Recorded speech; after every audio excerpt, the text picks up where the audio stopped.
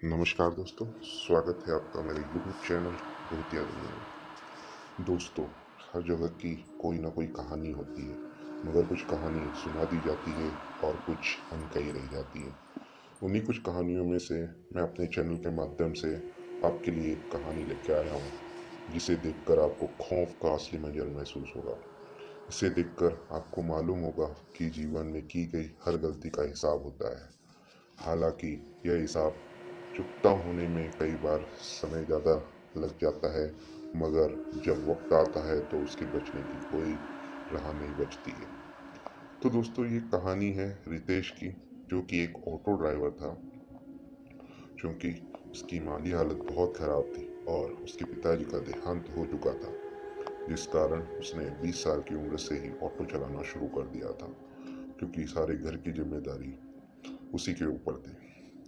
20 साल पहले शराब के नशे में उसने एक ऐसी घटना को अंजाम दिया था, जिसका खामियाजा उसने 20 साल बाद अपनी जान गंवा के चुकाया था।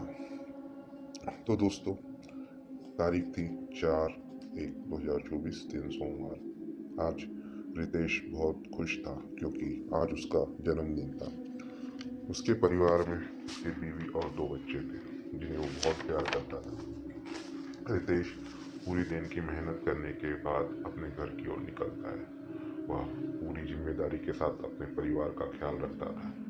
पूरे दिन रिक्शा चलाने के बाद वह बहुत थक जाता है, लेकिन उसकी थकान उस समय गायब हो जाती है जब वह अपने परिवार के बारे में सोचता है। जब वह आखिरी सवारी छोड़कर घर की ओर जाने के लिए निकला, उस समय उसकी नज़र घड़ी पे पड़ती है। तब रात के 10:30 बज रहे थे, जो कि जिस शहर उसको शहर न कहकर कस्बा कहे तो ज़्यादा बेहतर होगा, क्योंकि उसका कस्बे की आबादी ज़्यादा नहीं थी।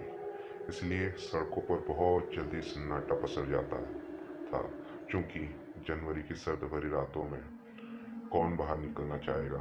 मगर उसकी मजबूरी थी, क्योंकि उसके कमाई का एकमात्र साधन वह ऑटो था। फिर वो सोचता है, एक आध सवारी और मिल जाती तो आज उसके पास अच्छा खासा पैसा आ जाता। हालांकि आज उसकी कमाई रोज की अपेक्षा अच्छी हो गई थी। आज पूरे दिन में उसने लगभग 1600 रुपये कमा लिए थे। तभी उसके फ़ोन की घंटी बजती है, और जब वह अपने फ़ोन जेब से बाहर निकाल कर देखता है तो ये फ़ोन के घर से उसकी छोटी बेटी का था। तभी रितेश फ़ोन उठाते हुए कहता है, हेलो। तभी उसकी बेटी कहती है, पापा घर जल्दी आओ, आज आपका जन्मदिन है और आप अभी तक घर नहीं पहुंचे।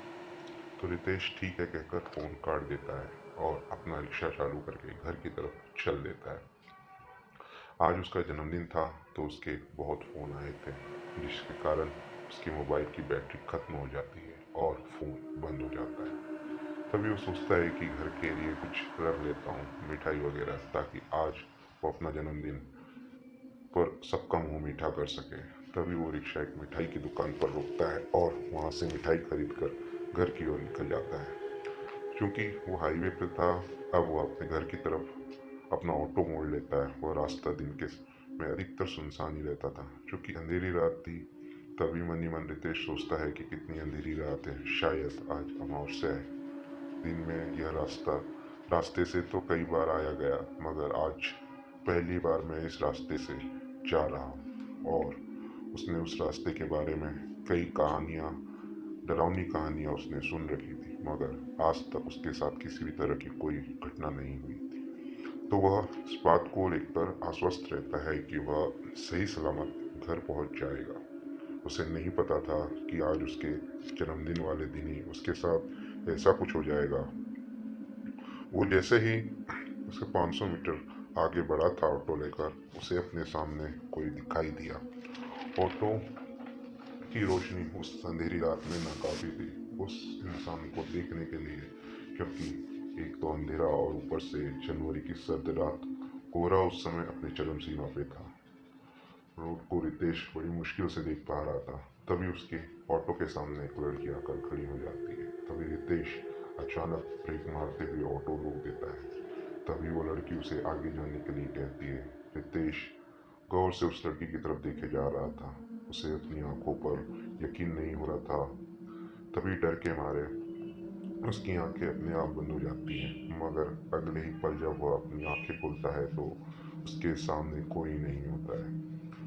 वो इसे अपना वहम समझकर ऑटो दोबारा स्टार्ट करता है, मगर अब उसका ऑटो दोबारा स्टार्ट नहीं होता है।